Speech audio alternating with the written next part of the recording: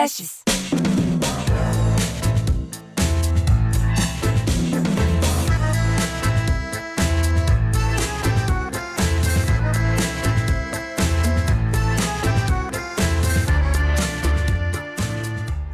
Esse podcast é patrocinado por Sistema OCESP e Somos Coop. Somos Coop, porque o cooperativismo é um bom negócio. Toscane Med. Falou de Toscane, falou de beleza. Bem-vindos ao Pode Mais, o seu podcast de amadurecimento seguro, porque aqui a gente só tem informação que faz da tua vida uma vida muito melhor. A vida começa aos 40, aos 50, aos 60. A minha entrevistada diz o seguinte: criatividade sem lucratividade de nada vale. Direto do centro do mundo da moda para o Pode Mais, o podcast mais estrelado da Isto É, minha amiga Dani Dornelas. Vamos falar aqui, prazer te receber aqui. Demorou, mas chegou. Eu tava louca pra esse dia. A sua conexão é tudo. E eu vim aqui pra contar muito mais do que a gente falar de carreira, mas falar o quanto a gente pode inspirar toda essa sua audiência, que eu tenho certeza que a gente tem aqui empreendedores, mulheres maduras e que estão em fase de amadurecimento pra gente trocar muito. Afinal, as nossas dores são os nossos amores, nos moldam. Tudo igual, a gente só muda de endereço. Aliás, você acabou de mudar de endereço, que eu vi você falando aqui. É verdade. Depois de 20 anos você mudou de casa. Eu tô de cabeça pro ar ainda, não tô me achando, mas a gente vai aos poucos organizando. Sabe que tem uma frase que eu gosto muito? Quando eu tinha 15 anos, eu saí de Curitiba para ir para São José do Rio Preto. Isso. E tudo era muito diferente, porque em Curitiba eu tinha estudado naquele colégio, era um colégio alemão, colégio Martinos, eu tinha estudado a vida inteira. A vida inteira parecia que tinha só 15 anos, né? A gente era aquilo que eu estava acostumada. É a idade que a gente tem as emoções muito mais afloradas, né? Então tudo pra gente são lágrimas e lágrimas. Quando meu pai falou que a gente ia mudar para São José do Rio Preto, eu falei, meu Deus do céu, eu vou deixar todas as minhas amigas, que daí tinham as amigas da escola, da rua, da escola de inglês, do balé, enfim. O seu ciclo único. Né? E daí eu cheguei em São José do Rio Preto, não conhecia absolutamente ninguém.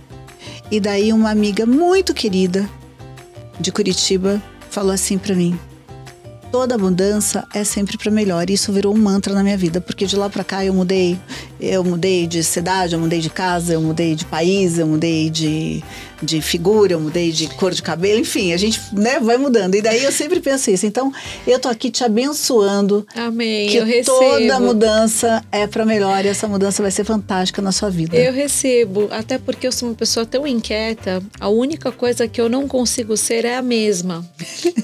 É horrível falar isso, principalmente para aquelas pessoas que são metódicas, mas para quem trabalha comigo e para quem mora comigo e convive comigo, sabe que eu não, assim, nem a sala da minha casa é a mesma. Eu não consigo, eu mudo tudo toda hora. Eu sou uma pessoa muito inquieta.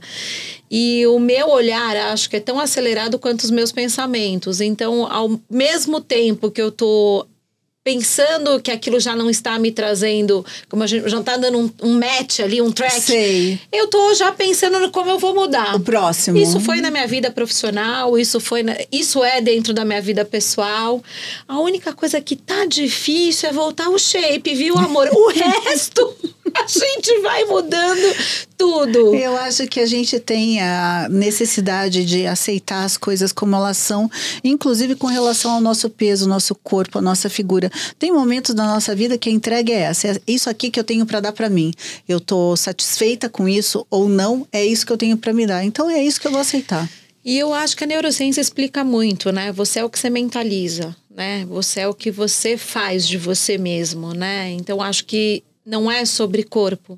É muito sobre o que você é interiormente, o que você está exteriorizando. É muito sobre como você é no seu dia a dia, está correlacionado com como você age no seu dia a dia. E os encantos, né? Eu vou falar que eu acho uma mulher 40 a mais, 50 a mais, quando ela tem noção de toda essa proporção, eu acho que ela é tão mais sensual, tão mais inteligente, tão mais envolvente. Se ela pegar e falar assim, eu vou seduzir aquela pessoa, seja pro lado da sedução boa, claro, ou de uma conquista, de influência, sim, né? Ou de uma conquista amorosa, ela faz. Ela consegue, ela vai, ela faz. É experiência, né? Eu acho que o que a gente passa para chegar nessa ocasião da vida nos molda também, né? A gente não chora em vão, né, amor? Não. A gente já chegou numa fase que a gente sabe 5 minutos, o que a gente quer. 5 minutos para esse choro. Darei 5 minutos. Dani, você começou muito cedo. Você foi mãe com quantos anos? Nossa, eu fui mãe com 21 anos. Uma menina. Eu era assim... Mais nova que o João Felipe, meu caçula. Eu era uma menina, mas eu já era uma menina independente. Inquieta. Só para você entender. Eu saí da minha casa com 16 para 17 anos porque eu já estava bem profissionalmente.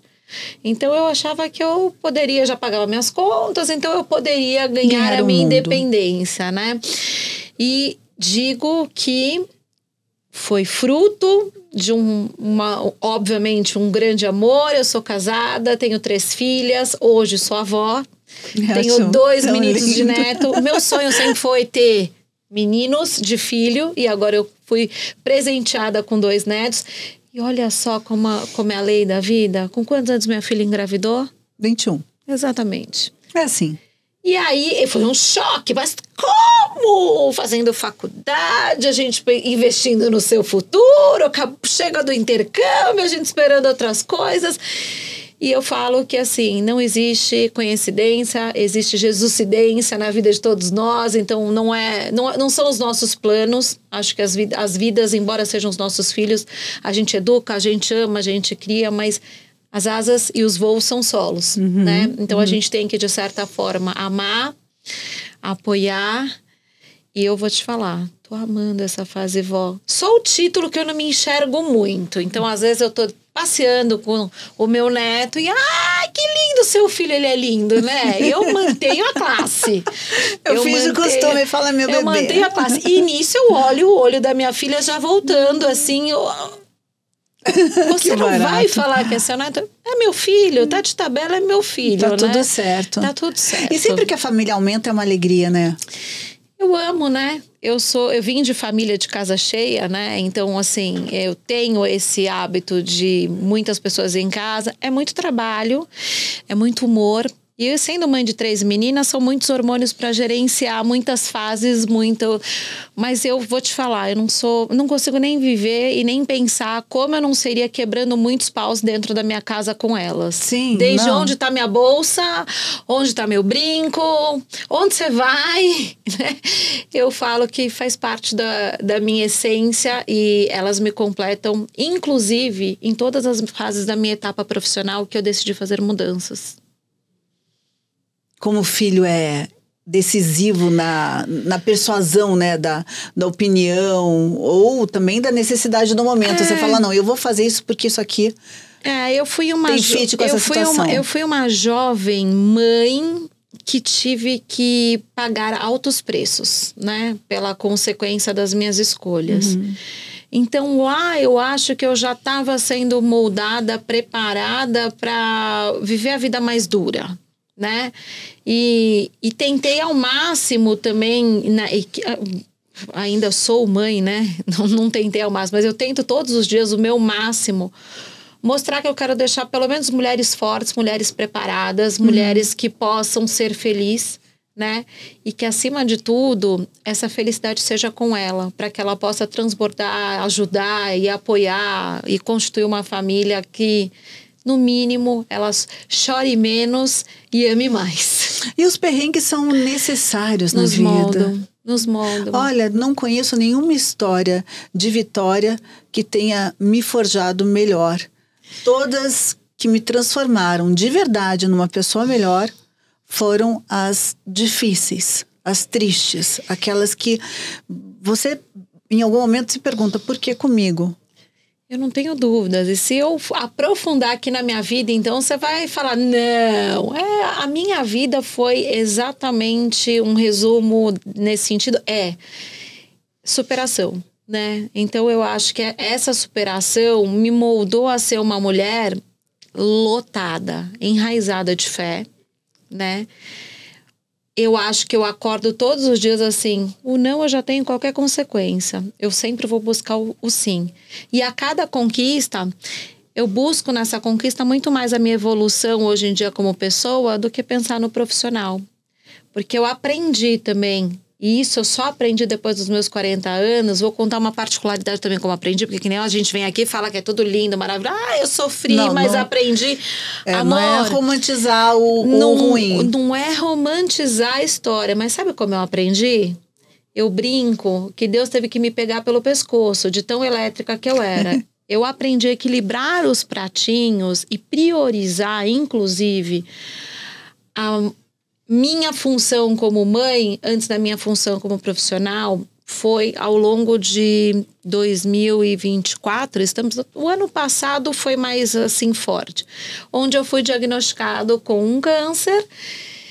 E eu já tô chorando aqui antes de você contar a história. Só assim para mim parar para refletir a vida, porque eu sempre fui uma mulher de negócios, eu sempre fui uma mãe, daí a gente vai entrar no lado mãe empreendedora, uma mãe muito ausente, mas essa ausência era sempre focada e olhando para a família. Essa ausência era de inúmeras viagens, temporada de semana de moda, projetos com os clientes. Então, o meu senso de responsabilidade profissional e a minha agenda era fundamentada, Mara, em qual é o prazo. Uhum. Então, eu agradecia a Deus todos os dias e falava da minha agenda e dos meus clientes. Essa era a minha vida. E por muitos anos eu fui recebendo esse feedback das minhas próprias filhas, de marido, enfim, da minha sogra, enfim, todo mundo que me acompanha. Calma, você trabalha demais, calma. E eu achava que assim, tá, mas olha as conquistas. Tá, mas eu só sei fazer isso? Isso é o normal pra mim. A minha vida é essa. Eu comecei a trabalhar com 14 anos. Não por necessidade de faltar comida à mesa, né? Eu te disse que eu era inquieta. Então, era isso. Eu queria independência a todo tempo. Eu sempre fui aquela menina que queria o meu dinheiro. Eu comprei o meu carro. Então, assim, foi um ciclo muito jovem. Antes de ter 18 anos, eu comprei meu carro. Então, eu sempre fui muito acelerada em querer conquistar. E nisso me moldou a ser uma mulher totalmente independente também. Porque eu nunca esperei dos meus pais, quanto mais esperar que eu fosse um dia ter que juntar renda com alguém para fazer, ser feliz, casar, isso. Então, assim, foi toda uma construção muito do meu interior, e pagando altos preços, obviamente, para chegar na realização. Mas depois que eu cheguei com os meus 40, eu fui recebendo alguns sinais, né? Sinais que eu digo é assim, um dia me deu uma paralisação aqui do nada, e eu falei, nossa, que choque é esse? Que é isso? Mano, pensa se eu fui médico? Pensa se eu parei? Claro que não. A gente toma um remedinho, né?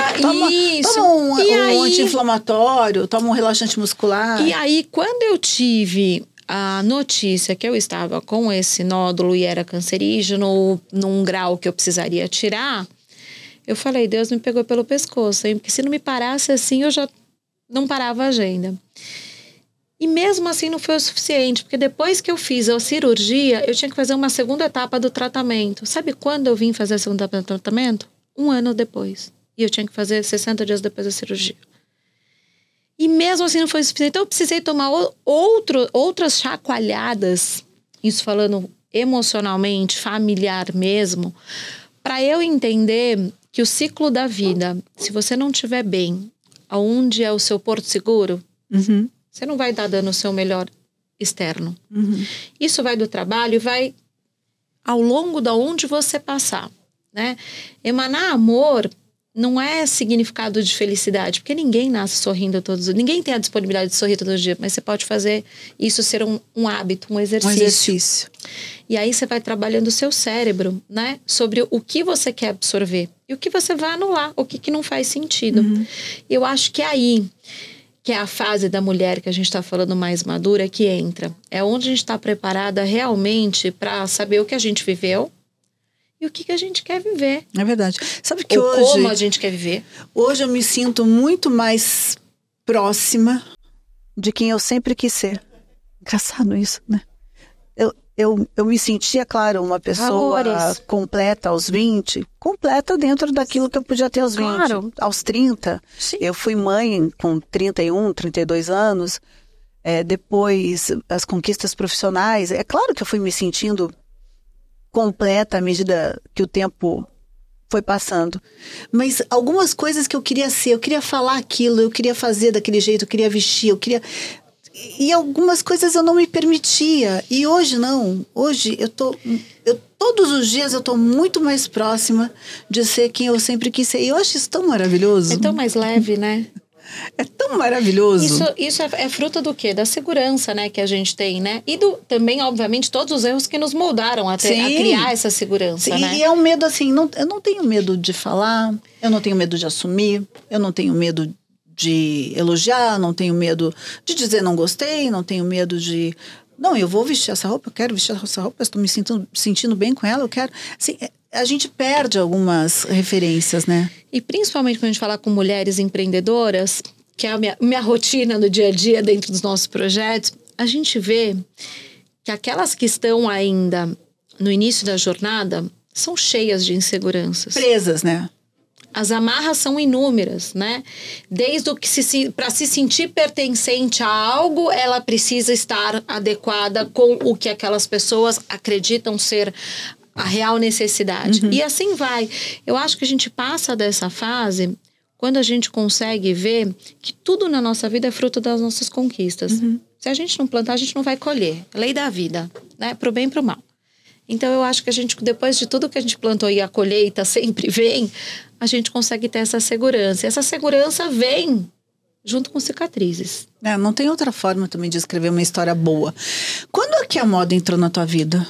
Nossa, esse bichinho me pegou de um jeito que eu nunca imaginei. Porque eu brinco que quem empreende na moda, depois você não consegue meio que olhar para o lado e você fica sempre pensando num novo projeto ali. Mas a moda entrou na minha vida de uma curiosidade, onde eu trabalhava já no mercado de marketing. A gente tinha uma agência que atendia no 360 e eu vi o quão fechado era. Que panela é isso? Como assim existe uma semana de moda que as pessoas não podem ir? Como a cliente... Isso há mais de 15 anos atrás, né? Lá no meu início mesmo. E eu via também um comparativo com fora. Não existia nossa moda nacional. Existia shopping, né? Onde você ia lá, mas era muito fora do contexto do que a gente ia para fora e via como moda. Né? E olhando para o mercado, foi o primeiro meu olhar, que eu sempre penso em negócios. Eu falei, mas não existe mercado de moda no Brasil, não é possível. E aí fui pesquisar, né? Fui entender o que era, o que não era. E foi aí que minha primeira aproximação lá naquela época foi com a Glória Coelho. E é uma pessoa com uma personalidade tão forte quanto a minha, né? E a gente conversava, eu comecei a fazer alguns projetos com ela e a gente se deu muito bem. Muito bem, até hoje, assim... Aceleradíssima, Glória Coelho. Foi, assim, é ainda uma grande amiga, uma grande parceira, a gente assina muitas coisas juntas. E aí eu fui conhecendo um pouco desse ciclo, mas eu não achava nada profissional. E aí eu falava assim, nossa, a Glória... Em que setor que você não achava nada profissional? Falando de mercado mesmo, falando da nossa indústria, assim, comparando com o que a gente vê na internacional. Porque Glória é única, né? Você olha para uma roupa, você fala, é Glória Coelho. Você vê, eu também tenho desde então, lá no início, um relacionamento com o Alexandre Retkovic, que para mim é assim um fenômeno, num olhar visionário, onde ninguém pensava em colaboração aqui, ele fazia isso há 15 anos atrás, né? Quando ninguém pensava nada em upcycling, em alguma coisa sustentável, em uma marca, ele já estava estudando isso, já estava aplicando isso, né? Para mim, o Alexandre também é outro grande precursor. E foram pessoas que eu não me aproximei para fazer negócio. Foram pessoas que foram fruto da minha pesquisa e interesse em conhecer esse mercado, porque eu não estudei moda, eu não tenho esse berço, né? E aí eu enxerguei uma grande oportunidade. Qual foi essa oportunidade? Dar acesso a quem quer degustar ou adquirir esse acesso a essas pessoas. E foi aí que nasceu o Fashion Meeting, um projeto meu com meu marido, que é o Pedro. E naquela época estava vindo para o Brasil o Masterchef e a gente falou assim, nossa, como seria legal colocar as pessoas para falar com esses grandes players? Porque assim, você não tinha acesso. Nunca você chegaria num escritório da Glória Coelho e falaria assim, eu faço moda, ou eu vou abrir uma marca, você pode me dar umas dicas? Isso é como se fosse pesquisa de concorrência, né? Sim, ninguém se abria para dividir conhecimento. Não existia isso. E aí a gente furou essa bolha, obviamente fazendo isso de uma forma estruturada, como negócio, trazendo o que seria um rompimento mesmo do mercado, trazendo isso de uma forma educacional. Como uma curadoria... Sem dúvidas. Então, assim, Glória, eu sei o que você é e o que você representa. Vamos dividir esse conhecimento? Alexandre, eu sei o que você representa, vamos dividir esse conhecimento? Mas como? E a gente foi moldando. Eu lembro que, assim, a Patrícia Bonaldi é uma pessoa super, assim, introspectiva, não tinha desenvoltura na ocasião para fala, e eu falava, Paty, senta aqui. Vamos fazer isso, aquilo. E aí, eu fui trazendo essas personalidades de backstage pro front, né? Mas isso fazendo a realidade do mercado. Porque não é contar a história bonita. Mas com a tua curadoria, com a tua força, com o teu trabalho, a pessoa se sentia absolutamente segura em estar ali junto com você e com esses nomes todos. Não tenho dúvidas, porque assim, o fazer é muito fácil para essas pessoas, a roupa, né? Ou fazer a empresa delas, o negócio acontecer, né? Se abrir a realidade, como são os seus passos, ou como você deu os passos certos e errados, inclusive. Eu gosto muito da troca com o Caíto, que também é outro que começou junto com a gente lá atrás, e que ele fala real, né? Assim, eu quebrei muitas vezes o meu negócio para dar fruto e ter uma empresa consolidada. Isso não pode ser vergonha, né? Vergonha é, sim, você se frustrar com o erro e não continuar empreendendo. E aí a gente deu essa fala livre, vamos dizer assim, a gente surfou nesse movimento, acreditou nesse movimento, convenceu a eles que isso não era demérito nenhum, né? Acho que o que a gente está falando aqui de processos, de erros, tornaram eles quem eles são, né? E trazer isso como um modelo de abertura, inspirando, inclusive, uma sequência depois de jornada de pessoas que vieram fazendo também esse mesmo movimento. Hoje, qual é o teu principal nicho de mercado? Hoje eu estou muito fixada dentro das mentorias, além dos projetos internacionais. O que a gente desenvolve, né? Um olhar estratégico do que acontece fora e o que seguramente a gente pode ficar de informação disso e o que a gente venha para ser aplicado no nosso mercado nacional. Os nossos programas internacionais hoje, eles têm Paris, Milão e Nova York, que acontecem simultaneamente às semanas de moda. E a gente trabalha também o Marrocos e Tóquio como novidade, que a gente está agora no 3º ano e Tóquio agora a primeira imersão. Também de olho no quê? No mercado. Se a gente for falar de moda, o mercado asiático é o mais promissor. E não só de mercado de luxo. Surpreenda-se. É o mercado onde mais o dinheiro gira de second hands. Então, a gente está falando de um país evoluído, a gente está falando de um país com poder aquisitivo e a gente está falando de moda sustentável, de moda circular, em paralelo à economia que a gente sabe que mais brilha os olhos e que estão os grandes grupos em cima, que é o mercado de luxo. Então, a gente tem o mercado de luxo, o mercado de second hands, com o consumidor asiático dominando o mundo. E falando aí de grana. Como isso? Cultura, amor. A gente ainda é um país muito colonizado quando a gente fala de moda, né?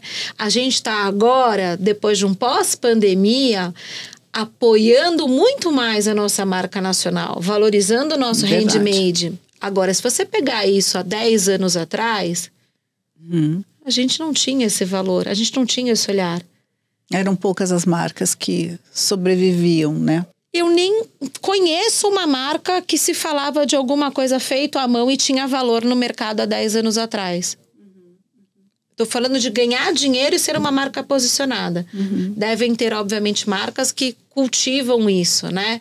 Há muito tempo. Para mim, esse pioneirismo veio com Patrícia Bonaldi, com o bordado, né? Com a técnica do bordado sendo valorizado e mesmo com a mudança de posicionamento dela, saindo só do moda festa e ampliando, foi para internacionalização e está ganhando o mundo. E o feito à mão, o bordado, continua sendo a identidade criativa da marca, né? Então, acho que a gente consegue ver o olhar para o nosso interior e o valorizar a nossa moda nacional muito mais de um ciclo ali, um pouco antecedente de pandemia e que a gente teve a necessidade de favorecer durante a pandemia. Mas a gente tinha o feito à mão muito mais valorizado fora, pelos europeus do que por nós aqui mesmo. Sempre assim, né?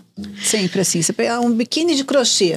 Isso. Lá fora uma fortuna. Aqui dentro, nossa, mas é de crochê, né? Mas daí uma você bolsa. pega uma celebridade que usa o biquíni de crochê num verão europeu. Pronto. Acabou. O nosso verão aqui vai ser biquíni de crochê. E a gente teve essa tendência 2 anos atrás aqui, né? O crochê foi sucesso no verão da Europa.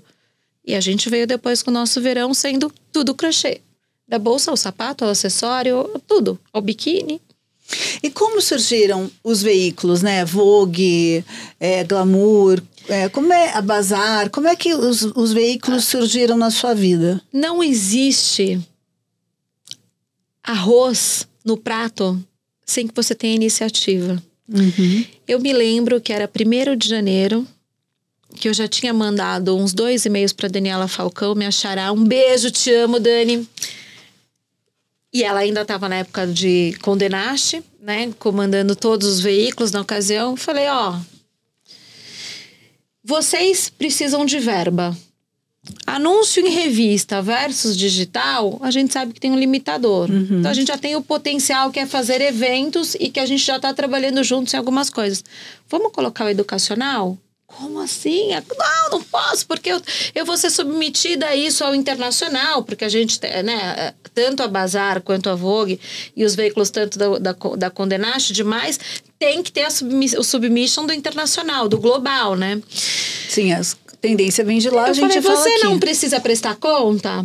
A gente não tá falando de dinheiro? Vamos fazer dinheiro. Isso é negócio. E aí eu mostrei o college da Condenaste Internacional que existe. A viabilidade. Falei, isso acontece fora. Eu tô trazendo um formato pra gente fazer. Óbvio que a gente não vai fazer um extensivo de sala de aula todos os dias, mas assim, a gente vai abrir o mercado, assim como a gente faz nos nossos cursos. Então, como é uma redação de uma revista? E eu sentei tanto com a Daniela para falar como Condenaste, quanto com Patrícia Carta, que são 2 pessoas que fizeram parte, eu digo, um marco também quando a gente foi para o mercado editorial. E eu fui editora há muitos anos à frente de veículo também. Então eu sabia como funcionava uma redação. Uhum. Só que você imagina essa meninada que está saindo da faculdade, louca para entrar numa redação e não conhece nada. Eu falei, a única coisa, eu falei assim, vocês querem mão de obra qualificada? Vocês vão ter que dar a oportunidade de falar a realidade do que é uma redação. De ensinar. E furar a bolha, como a gente furou na parte falando de estilo, com quem faz roupa. E foi aí que a gente começou a criar os nossos cursos com o Grupo Condenaste e com a Rappers Bazar, onde a gente tem as turmas hoje super disputadíssimas, né? O último curso que a gente fez com a Bazar, a gente teve que... Porque o quórum dessa turma também, pra gente oferecer mesmo uma troca, porque não é palestrinha. Então, assim, você tá lá com os editores, você tá lá com a equipe, você tem que realmente poder... Mão na massa, né? Fazer acontecer. Mão na massa, porque senão você não tem a experiência real, né? Do que é vivido dentro de uma redação ou de uma produção dentro de um veículo editorial. E aí a gente começou a trocar e essa curadoria da parte educacional eu acabo assinando internamente junto com o Pedro pra gente dar esse norte e de como realmente a gente vai trazer a realidade do mercado. A nossa plataforma funciona só por isso. Além de ser um hub de criação, gestão e mentoria de marcas, a gente traz a realidade do mercado com os temas e títulos que a gente alcança dentro do mercado de moda. E no internacional é fundamentado somente em visitas técnicas e pesquisa para que a gente possa moldar aquilo como conhecimento e trazer novidade para o nosso mercado. E agora a gente vai falar de cooperativismo, um modelo de negócio em que todos ganham. No cooperativismo, isso é mais do que um sonho, é realidade. As cooperativas estão presentes na vida dos brasileiros mais do que você imagina. Em todo o país, são mais de 4.500 cooperativas que atuam em diferentes ramos e segmentos da economia. Uma cooperativa é formada por pessoas com o mesmo interesse econômico que unem forças para melhorar suas condições de vida. Como as cooperativas não visam ao lucro, proporcionam aos seus associados condições vantajosas e mais justas em relação ao mercado tradicional. Também aquecem a economia das regiões onde atuam, promovendo o desenvolvimento social e sustentável nas comunidades.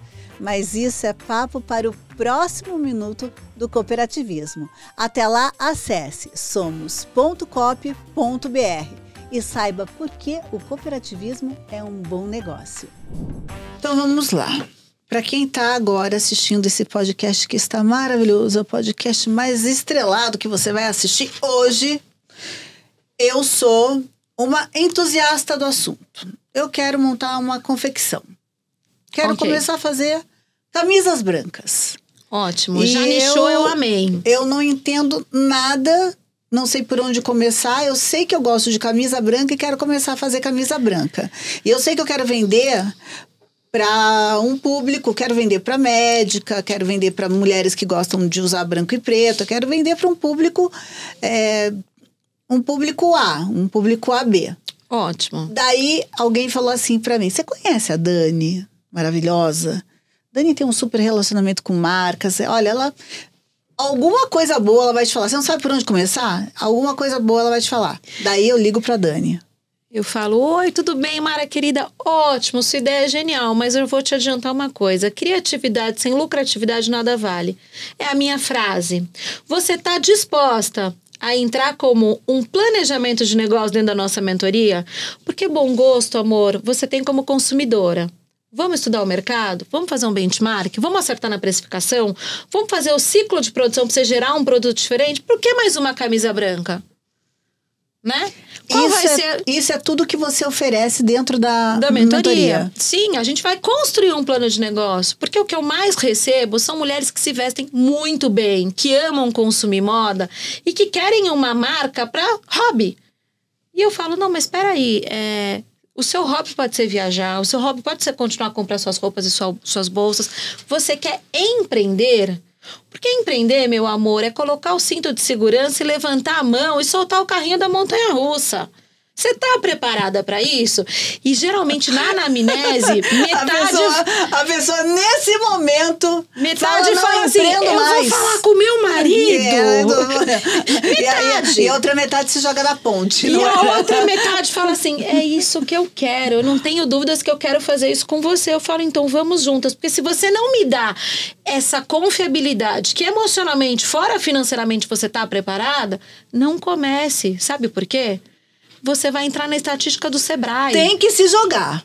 O negócio é se jogar. Falar, eu vou entrar nisso e tô pronta pra entender como é que o negócio funciona. Se jogar não é ter caixa, não é ter dinheiro. É estar preparado pra entender que não é sobre o seu gosto pessoal. Tá. É pra quem você quer vender. Como uma revista, né? A gente não faz revista pra amigos. Você faz pro leitor. Com um público. Ai, mas vamos criar a famosa persona que você aprende lá na faculdade de marketing e publicidade. Você pode ter um caminho de persona, mas sabe só quando que você vai ter essa persona? Depois do primeiro ano de marca. Porque persona, amor, é quem paga o seu boleto, quem compra o seu produto. Você pode criar a persona que você quiser, o papel aceitar tudo. Mas vamos ver para quem você está atingindo? Que público que você falou e que te atingiu? Vamos ver para quem você está vendendo. Para quem você está vendendo. Porque o primeiro ciclo de vendas, Mara, de todo empreendedor é o 360. É a mãe, é a sogra, é as amigas do condomínio, é as amigas de escola. Você vai ali pulverizar. E assim, acabou, aí você tem que crescer. Você não pode nem contar com isso, né? Porque eu já vi muita gente... na primeira coleção, por respeito e educação. Na segunda, a amiga já nem responde o WhatsApp. Isso, eu já vi muita amiga montar coisa e nunca nenhuma amiga passar nem na porta. O círculo do 360 é válido como estratégia para a primeira coleção. E aí, o que você faz para a segunda? Se você não tem um planejamento de negócios. Não, hoje abrir no escuro é impossível, né? Mas no Brasil, amor, o que eu vejo é isso. Metade dos contatos que chegam, porque a gente já tem, assim, a pessoa já tem mais ou menos uma ciência do que ela tem como vontade. Vontade é gosto pessoal. Mas ela não tem... E eu tô falando pessoas, às vezes, com formação que me procuram, né? Ela não tem ideia o que é o mercado, né? Então, eu falo mais do mesmo que você quer colocar na mesa para vender na prateleira, né? E não sabe, não entende de operação, não entende de custo. E quando você vem com toda essa realidade, a pessoa chega com 2 metros de altura. Daí você vai falando, a pessoa vai, né? Vai ficando... E eu só falo que eu só não coloco no meu contrato que eu não incluo terapia e psiquiatria, porque a pessoa já tem que ter ciência antes dela assinar. Ou ela saiu de lá para vir para você, ou não tem caminho de volta. Eu sou bem sincera. Antes de eu assinar um contrato, eu faço uma anamnese. Tá certo. Expectativa versus realidade. Eu te entrego a sua marca pronta no mercado. Seja ela encaminhada para atacado, seja ela encaminhada para o varejo. Isso custa caro? Muito caro. Custa. Se você pegar hoje o salário mínimo do brasileiro, custa caro. Roupa é caro, né? Roupa é caro. Nem se questiona uma roupa bem feita de matéria-prima, de processo de mão de obra que cada vez está mais escasso, né? Assim, aqui no nosso Brasil, você acha que a filha da bordadeira quer ser bordadeira ou quer ser blogueira? Onde está essa mão de obra para daqui 5 anos, 6 anos? Sim. Talvez com inteligência artificial e as máquinas funcionando. Mas é um bordado à máquina. O bordado à máquina nunca vai substituir o bordado à mão. Isso é verdade. Não, é uma tristeza se você pensar. A gente faz a Premier Vision, a gente faz grandes feiras internacionais para ver o quanto a tecnologia evolui. E a gente vê cada vez mais o bordado, né, sendo um diferencial de produto. Já é um avanço sobrenatural, mas assim, não substitui ainda o manual. Né? Eu não tô nem falando do amor que aquela peça vai levar do feito à mão, mas eu tô falando mesmo de técnica. O bordado manual. Você tá falando de um profissional que pode ser que suma da face da terra. Se não existir, como você vê na França, como você vê na Europa, como você vê em outros países, a valorização da profissão. Uhum. Na França, uma costureira, uma bordadeira equivale a uma médica, uma professora. Né? E esse valor eu tô falando financeiro, eu tô falando financeiro também, mas não é só o dinheiro. Eu tô falando de ser reconhecida. Não, da observação, né? Também, né? Você pega uma peça feita à mão... De sair de um trabalho escravo e ter um reconhecimento, uma formação, porque você pode ser uma excelente piloteira, uma excelente bordadeira, ser formada em moda, ser formada em marketing, você é uma pessoa culta. Você não é bordadeira porque você herdou isso de um passado familiar e aquilo é o sustento da sua família. Você entendeu a diferença? Claro. Então, você tem ali um peso muito grande e você tem, sim, um rombo no mercado hoje que é a falta de mão de obra. Hoje em dia, a gente tem poucos bons, né? E isso está muito concentrado em São Paulo, né? E BH, se você for pegar, falando de mão de obra do feito à mão, ai, Dani, o Nordeste, o Norte... são fenomenais, existem, né? Você pegar das nossas rendas, né? A renda de bilro, que é uma técnica dificultada é pouco, dificílima, né? Então, a gente tem ainda, mas a gente não tem quantidade, né? Para você fazer uma toalha, a gente tem uma relação ótima de trabalho também com Marta Medeiros, você fazer uma toalha, para chegar que essa toalha vai transformar um vestido, às vezes é 1 ano, 1 ano e 2 meses. Sabe que eu tenho uma amiga que faz bolsas, a Dani Dupas. Eu amo as bolsas dela, preciso te apresentar. E ela que faz. E como assim?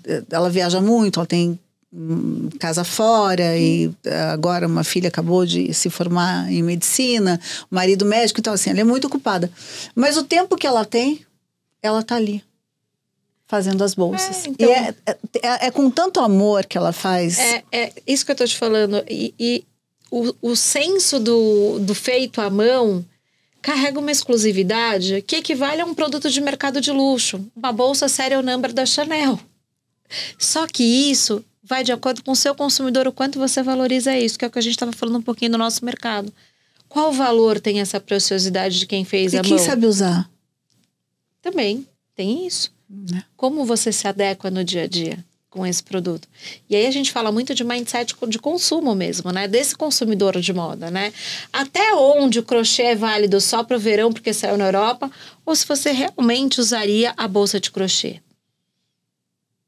no seu dia a dia. E que fica linda, maravilhosa. É que tudo faz parte de uma composição, né? O desejo da bolsa não pertence só àquilo que você está usando, mas tem uma coisa lá dentro que fala, vou botar isso, vou ficar maravilhosa. Mas quando a gente fala de consumo de moda, a gente não pode fugir das tendências, né? Até onde você vai abraçar a tendência? E se a gente fala do mercado digital, que hoje é a fonte de repercussão das informações ali, ou da influência que você recebe diretamente, está na palma da sua mão. Então, e os algoritmos funcionam a favor. Então, quanto mais você tem aquilo propagado, mais você entende que assim, nossa, eu tenho que ter. Esse é o desejo meu, né? Absoluto. Eu tenho que ter o rosa bebê, porque tá todo mundo usando rosa bebê. Né? Mas se o seu tom de pele cai com rosa bebê... Mesmo que ele fique horrível na minha pele, eu vou usar o rosa bebê, né? Pois é. Assim, esse efeito manado, assim, eu não concordo, não gosto. Mas... E não sigo. Que fase da vida que a gente está disposto a falar não? Quando a gente já tem o amadurecimento.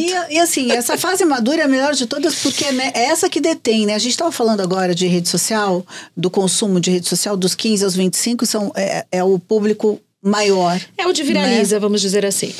Mas quem banca o bebê é a mamãe que é uma 40 a mais. Sem dúvidas. Né? Então, ela que vai... 40 a mais, 50 a mais, 60 a mais. Ela Essa que é a vai... mulher que a gente fala, que eu falo bastante, que a indústria perde uma fatia de faturamento muito relevante, não dando como preciosidade.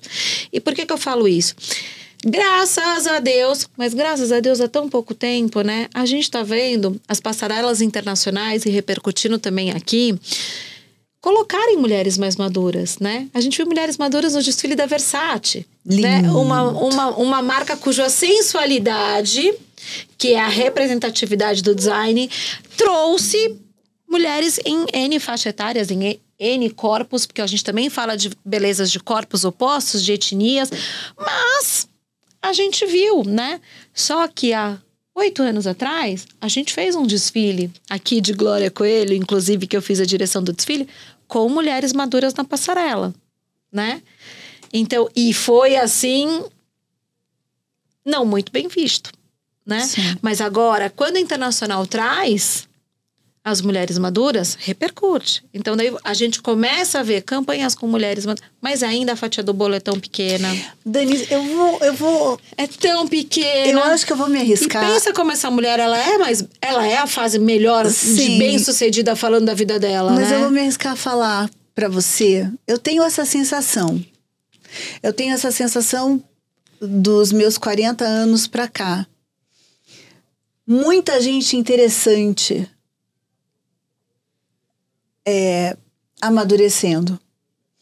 Porque antes as pessoas amadureciam perdendo o interesse. Sim. Então, quando a mulher se via na menopausa, ela nem sabia direito o que estava acontecendo com Exatamente. ela, porque ninguém falava muito de reposição hormonal, ou falavam de forma totalmente errada, que a reposição hormonal provocava câncer. Então, a mulher, ela ia perdendo os hormônios, ia perdendo a vivacidade, porque a menopausa realmente é um momento difícil, onde, né, tem um montão de efeitos. E daí, ela aceitava e ela ia ficando desinteressada, o que tornava essa mulher também desinteressante. Eu acho que essa mulher que veio amadurecendo, 40, 45, 48, ela foi planejando a menopausa, ela continuou tendo tesão, ela continuou trabalhando, ela continuou se informando. Então, tem muita mulher interessante com 50, com 60, com 70. E eu não tenho dúvidas que tudo isso é fruto do nosso digital. O acesso à informação Sim. na velocidade que a gente tem. Sim. Se você pegar, não precisa nem ir muito longe, pega a geração... Você lembra da sua avó? Minha avó com 50 anos, mais nova do que eu, já era avó, muito senhorinha. Sim. A roupinha. Roupa. Sim. Cultural. Era isso. Minha avó só fazia comida. A diversão da minha avó era fazer comida pra família inteira. Minha nona, né? Isso. Italiano faz comida pra família, chama os vizinhos. Sim. Né? Sua avó ia pra academia?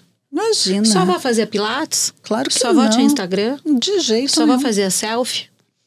Minha avó acho que nem transava mais com 50 anos. Então, meu amor... Acho que não transava, porque ela já era viúva. Nós somos frutos do que a gente recebe de informação no dia a dia, né? E a gente faz essa mutação como ser humano procurando sempre uma evolução da espécie. Há 8 anos, eu passei a usar o Instagram em 2019, falando com essa mulher 40 a mais.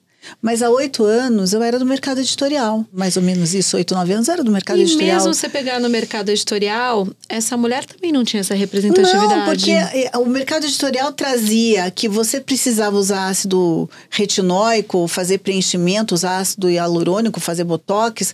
Trazia que você precisava usar o creme anti-rugas, o creme para celulite, o creme... Mas enfim, quem ilustrava? Mas sempre uma menina de 20 anos, uma menina, né? Te representava? Não, e daí você também fala, bem, mas comprar esse produto para ficar igual a ela precisa você ter um milagre junto, né? Uma mandinga junto com o produto. Quando a gente fala né? do mercado editorial, se você pegar a década de 90, eram aquelas mulheres mais magérrimas impossíveis, né? Que se ilustravam campanhas de capa de revista, campanhas de marcas de moda, né? E que você sabia que você nunca ia ter aquele corpo para entrar naquela roupa, mas você comprava? Claro. Por quê? Desejo. Porque a gente precisa se sentir como. Desejo de se sentir sim, como. E não só que com a evolução nossa de inteligência e acesso à informação, a gente começou a entender que a gente não ia ficar daquele jeito que a Linda fica, que a Linda é. Né? A gente não ia se transformar aquilo. E tava tudo bem. Dani, tá tudo bem se a gente não virar ela. Pra gente ter um pouco de transgressão no mercado editorial, eu lembro que as pautas eram aquelas que tratavam de comportamento. Então, os novos casais, as novas formas... de regras, como se vestir. Vê se os veículos de moda hoje trazem esse tom. Porque se você pegar antes, as revistas eram quem ia impor a tendência pro mercado. Hoje em dia, não. É o contrário. Como o mapeamento é no street style. Como as pessoas estão se vestindo. Vamos olhar no macro. Opa, isso aqui é tendência. Até a forma de ser pesquisada uma tendência se mudou. Porque antes era ditado uma tendência. O editor quero que vocês falava, usem isso. Todo mundo vai usar pretinho, tubinho, pretinho. Vestido tubinho, pretinho é moda. Por quê? Porque Chanel fez e ela é amiga do editor e ela falou que vai ser o máximo e ficou décadas sendo o máximo. É isso. E hoje em dia não. Os amigos dos editores sempre foram um problema na vida da população. Sempre. Sempre porque eles ditavam, né? E a gente automaticamente seguiu o fluxo. Hoje em dia a gente tem o olhar assim, não, eu quero sair assim. Não, eu me sinto bem assim. Dani, hoje a gente pode acreditar em muitas coisas, inclusive naquilo que a gente não é. Exatamente. Ficou muito complicado também. Hoje, para você separar o que é conteúdo que você consome, você tem que realmente saber qual é o espaço que você ocupa no mundo. Porque se você quiser seguir todo mundo, seguir todas as tendências, vestir o que todo mundo veste, comer o que todo mundo come, fazer todas as dietas, usar todas as maquiagens, todos os produtos, gente... Você é feito de inteligência artificial, porque esse ser humano real não existe. Né? Não tem. Então, a gente tem que saber pra onde a gente vai. Mas você sabe o que tá na moda? O que tá na moda? Unfollow. Antes, todo mundo queria ter milhões de seguidores. Hoje, as pessoas querem só consumir pessoas que realmente elas acreditam e fazem a diferença. O Pode Mais segue 30 pessoas. Você tá vendo que tão exclusivo é isso? Porque realmente o que você quer receber de informação dessas pessoas estão ali. Dessas 30, talvez eu tire, assim, umas 5. Porque eu não tô achando nada interessante algumas coisas. É sobre isso. O que você consome de informação também é o que você alimenta o seu cérebro. Não, e a gente precisa... Como a gente tem um tempo muito escasso, porque a gente precisa fazer muitas coisas ao mesmo tempo... Né? As Sim. nossas missões, claro, enquanto profissional, enquanto mulher, amante, mãe, amiga, filha, né? Empresária, enfim, a gente precisa... O nosso tempo, ele precisa estar muito direcionado para aquilo que a gente realmente precisa. E, em alguns momentos, para aquilo que a gente deseja. Porque, claro, assim, se acabar o desejo, acabou tudo. Na tua rotina, vamos falar assim, como é que você consome moda? Como é que você se cuida? O que é que você faz? O que é que você come? Que hora você levanta? Que hora você vai dormir? Eu quero saber tudo. A minha rotina mudou bastante também depois que eu passei dos meus 40 para lá, viu? Eu não gosto mais de ficar na cama. Pra lá, você tá com 42, você para com isso. Eu tô com 42, com o pé no 43, tá, porque daqui a poucos dias eu tô pisando lá já, bebezinha de tudo. Eu tô assim, entendendo essa transformação. Eu não me vejo ainda como bebê, mas eu me vejo já certa do que eu quero fazer daqui para os meus próximos 20, 30, sabe? Eu não quero ser tão ousada, eu quero ser mais assertiva. Sim. Porque se eu pegar minha jornada até os meus 30 anos... Eu ousei demais. Eu tava dentro de tudo que me brilhava o olho. Hoje eu tenho mais filtro. Hoje eu quero mais tempo com as minhas filhas e com meus netos. E não é só sobre o dinheiro e sobre fazer um bom negócio, sabe? Hoje eu tenho outras prioridades. Mas que não deixa de ser... A adrenalina que eu falei que empreendedor tem que ter. É gostoso, né? Que se não tiver isso, não faz sentido, né? E eu acordo muito cedo, porque eu não gosto mais de ficar na cama. Assim, antes eu curtia ficar na cama até mais tarde. Que hora você levanta? Eu acordo às 6. Tá. Às vezes eu fico ali naquele... Vai, não aquela vai, preguicinha não boa. vai. Daí eu costumo ver minha filha mais nova se preparando para a escola, que também para mim é um desafio da manhã, que o humor dela nessa faixa etária não é bom. E aí eu costumo... Olha, essas placas de minutos, elas me deixam muito brava. Segura esse menino aí de dentro. Segura, aperta a mão dele, não deixa ele mostrar a placa. Eu tenho a oportunidade depois de começar a tomar o meu café da manhã. E você fala assim, você jura? Juro, você acredita que eu nunca tomei café da manhã durante até os meus 35, 36 anos? Não dava tempo. Não me permitia isso. Mas ótimo que eu tive questões de saúde que me adequaram a entender o que você quer viver mais? Cuide do seu tempo é o seu corpo. Voltei a fazer esporte, porque eu também não contei no começo, mas até antes de eu ter minha filha, eu tinha uma vida profissional e atleta em paralelo, né?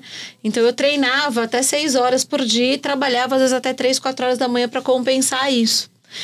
E aí, depois que eu tive filha, e foi uma jornada de 3 filhas, eu parei de praticar exercício, praticava, assim, muito no amadorismo. E comecei a voltar. Mas voltar incentivada muito pela minha olhar para a saúde. E não por querer ser atleta de Cristo, não isso. Então, assim, eu quero lá na frente levantar da minha cama sem precisar de ajuda. Sem eu dor. quero lá na frente tomar meu banho sozinha. Sim. Eu quero lá na frente pegar alguma coisa no armário. Já tá planejando. Então eu estou moldando o meu corpo, Tá. né, para uma fase mais saudável e não deixando tanto problema Tá, aqui então também. você acorda, toma café da manhã, vai fazer atividade física. Faço uma atividade física, mas nada de muito impacto. Amo jogar tênis, me permitir voltar à minha agenda pelo menos uma vez por semana jogar tênis. Delícia. Mas isso muito mais pra cá do que querer voltar a competir como antes eu competia. Então voltei um pouco a jogar tênis, muito mais pra bater a bola e desestressar. E procuro, na minha alimentação, ser mais equilibrada. Porque antes, eu vou te falar, eu não tinha o café da manhã, eu não tinha o almoço, eu ia fazer uma refeição por volta de 5, 6 horas da tarde. Porque eu priorizava marcar reunião em hora de almoço, em hora que for, do que parar para fazer uma refeição. Entendi. E aí eu fui tendo a consequência no meu corpo. E quando você é mais nova, o seu corpo aguenta. E aí depois você vai vendo os resultados e daí você entende o porquê que você tá com isso, com aquilo. Mas quando você entende e se você aceita mudar, né? Você tem tempo para tudo. Independente da fase da vida que você está e da idade que você está. Tem tantas mulheres que começam a correr com 50, 60 Nossa, eu acho anos e lindo. disputam maratonas. Eu fico assim, incrível. Eu falo, a senhora começou com... Você vai esperar que ela fale, né? Com 18, com 20, eu corro há 30 anos. Não, eu comecei com 55, comecei com 60. Eu entrevistei a Fátima Tafo, 70 anos. Ela falou, um corpo maravilhoso. Ela falou pra mim que ela começou a treinar com 60 e poucos anos. E de repente... E é hábito, né? Igual você acorda e escova o dente, resultado total no corpo dela. E beleza, como são os seus cuidados com a beleza? Você vai dar muita risada comigo agora. Essa é minha pele e minha pele. Eu comecei a olhar algumas coisas que não estavam me fazendo, me sentindo bem na frente do espelho, há menos de um mês atrás. Então, marquei com uma dermatologista super indicada pelas minhas editoras de beleza, Sim. de grandes veículos de moda. Ela olhava pra mim: você nunca fez nada? Não, você não passa. Não, eu não passo. Não faz, você não faz. Então você não vai. A única coisa que eu vou te indicar é um Botox. Eu fiz pela primeira vez o Botox há 2 semanas, porque eu nunca tinha feito nada. Fora isso, eu entendi que o olhar para minha pele, para o meu rosto e começar a ver alguns sinais que sempre não estavam até então me incomodar e passaram a me incomodar, é tempo de eu começar agora a cuidar de outras coisas, entendeu? Então, eu nunca fui aquela pessoa fixada na beleza, em tratamento. Em todos esses cuidados. Olha, eu vou falar pra você que eu gosto muito de tratamento. Mas você deve ser tão delícia, né? Eu gosto, você eu sabe sempre que gostei. eu olho pro trabalho sempre. Então eu não colhei Eu sempre pra esse gostei. lado. E assim, é uma coisa meio de família, porque eu sempre gostei. Minha mãe sempre se cuidou, me ensinou, me incentivou. E o meu marido também é um cara que se cuida. E os meus filhos, o João Pedro menos, o João Felipe mais, também tem essa coisa do cuidado. Eu amo que eu sou de verdade, sou transparente. Então eu vou falar e não é cena. Você me inspira pra caramba. Da pele ao estilo. E esse estilo que eu tô falando, não tô falando só do que você veste, do que você usa, mas como você se cuida e como você leva essa vida com muito amor. Eu acho que eu te vejo como referência e eu ainda quero te dividir a pergunta ou voltar à pergunta. O que você faz nessa pele para eu acertar mais aqui no meu skincare do dia a dia? Você divide comigo? Dani, eu vou contar todos os segredos de beleza para você. Não são muitos, viu? E falando de beleza, deixa eu dar aqui um recado muito importante para você. Será que nesse momento você está passando pela queda de cabelo? Ou ainda você está sentindo que o cabelo está fraco, sem brilho?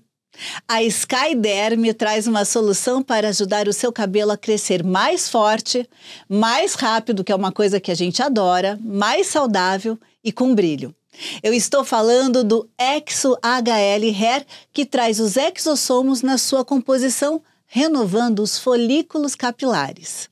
Essa novidade vai literalmente fazer a sua cabeça. Você já conhecia, Dani? Muito bom. Essa é a dica 1, né? Essa é a dica 1. Agora, mas, amiga, fala mais. Eu vou falar a verdade pra você. Eu cuido mesmo. Eu sou aquela que... Eu sou Caxias. Eu acordo, eu limpo a pele, eu procuro usar vários produtos. Um dia é um produto que é um pouquinho mais forte, se eu percebo que eu acordei com a pele mais oleosa. Senão eu uso um tônico. Depois eu uso um hidratante. Às vezes, antes do hidratante, eu uso um sérum com uma vitamina C. Daí eu uso sérum com vitamina C, eu uso. É maravilhoso. Isso, assim, é o meu básico. Então, tem que usar. Vitamina C tem que usar todo dia. Que nem escovar os dentes. Daí eu passo um hidratante, daí eu passo filtro solar. Às vezes, se eu vou passar uma base mais natural, porque eu tenho algum trabalho, daí eu uso um filtro solar. Já uso ela com a base com filtro ou você passa o filtro e depois a base? Eu passo o filtro sem cor. Agora, no dia a dia, assim, domingo, por exemplo, que é um dia que eu gosto de estar mais natural, daí eu passo esse filtro solar com base, passo um rímel, um gloss e pronto. Mas é claro que eu vou dermatologista. Eu acho que eu aprendi agora, nos 50 mais, que o menos é mais. Então, eu fiz recentemente um facelift, porque o negócio é, se você ficar preenchendo muito, você vai mudando a sua fisionomia e não adianta, porque a flacidez de pele você não cuida com preenchimento, você cuida com colágeno, né, com banco de colágeno. Mas não tem milagre, né? A pele vai caindo mesmo. E então, recentemente eu fiz e eu acho que isso faz parte do meu cuidado, sabe? Eu não tenho dúvidas que uma das coisas que você falou e que eu mais ouvi dentro da minha dermatologista é o quanto o protetor solar representa, mas representa muito na nossa qualidade, falando de beleza, né? No decorrer dos nossos anos 40, 50 a mais. E eu não tinha essa consciência. Eu não tinha essa consciência de ser... Óbvio que a gente tem acesso à informação, ainda mais a gente, né, que trabalhou com comunicação, não tem como falar que não, mas assim, eu nunca imaginei o quanto a nossa pele envelhece sem o protetor solar. Fora o que a gente pode falar de câncer de pele, que outro toque que eu falo que eu tenho, que eu fui segurada primeiro pelo pescoço e agora nas costas, eu também tive o diagnóstico de uma pinta e que era cancerígena, que era câncer de pele. Então eu preciso também, já tá marcado a retirada. E aí que eu comecei a ser uma propagadora tanto do filtro solar e fazer parte do meu dia a dia, igual escovar o dente. Eu agora não saio sem filtro solar. São os hábitos que eu acho que a gente vai criando e que você sabe que você, com isso, você vai inspirar as meninas. Certamente. Sabe, porque o exemplo arrasta. O exemplo arrasta. E essa coisa do cuidado, quanto mais a gente empreende na gente mesma, mais a gente é capaz de empreender nos outros, sabe? Eu sinto tanto isso. Sabe aquilo que a gente fala, que a gente tem um ditado, né, super antigo, que é faça o que eu digo, mas não faço o que eu fiz, ou não faço o que eu faço. Então isso não cola mais, né? Hoje em dia, se você realmente não tem a prática ou não exerce aquilo no seu dia, você não tem autoridade para falar.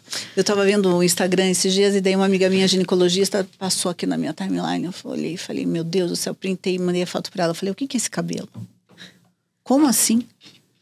Você gravando um monte de vídeo com um assunto super bacana, com esse cabelo? Ela falou, mas o que eu vou fazer? Eu falei, você vai no meu cabeleireiro. Daí eu liguei lá pro Rick do VIP Body Hair, que é um salão lá em Alphaville, que aliás trabalhou toda a minha beleza hoje.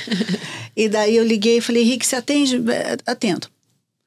Menina, Ela foi lá, ela cortou o cabelo, ela fez umas mechas. Parecia que ela tinha feito plástica. Você tá vendo? Isso chama-se técnica de visagismo, se você for conversar com os profissionais. O Rick Moica é um visagista. O quanto isso... E ela também, né? Sai de lá entendendo a mulher que ela tem potencial para ser. Porque ela deve ser uma puta médica.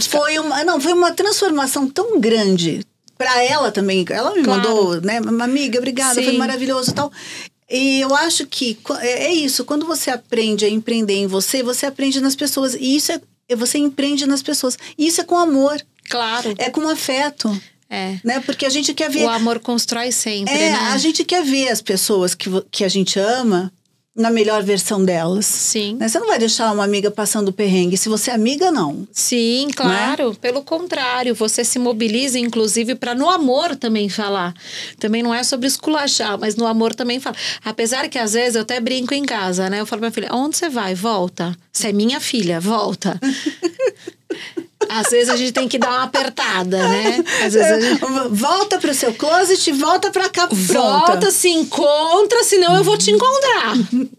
Que delícia. Eu queria essa consultoria pra mim. Gente, a gente tem que parar, acabar o podcast. Olha, não, passa tão rápido. Pode demais. Eu quero. Olha, eu acho que você tem que voltar, porque vários assuntos que eu queria abordar aqui ficaram pendentes. Muita coisa. O que eu acho... Eu vou voltar de Tóquio, então, com muita coisa, principalmente falando sobre o mercado de beleza e skincare, então. Ai, amiga. Lá os shoppings de lá são só pra isso, eu brinco. Não, as coreanas também tem todo E vamos falar de second hands também, porque como pesquisadora de second hands, eu tô indo pra lá pra explorar esse país que mais reina, que são bilhões e bilhões e bilhões. Aliás, o mercado asiático, quando a gente fala de second hands, é o pioneiro no mundo. Não, a gente tem muita coisa pra falar. E eu também quero, num próximo episódio que você voltar, eu quero falar muito sobre aproximar pessoas de marcas e marcas do teu trabalho, porque nesse momento pode ser que esse podcast maravilhoso tenha chegado até você e que você esteja pensando assim, eu quero montar o meu negócio,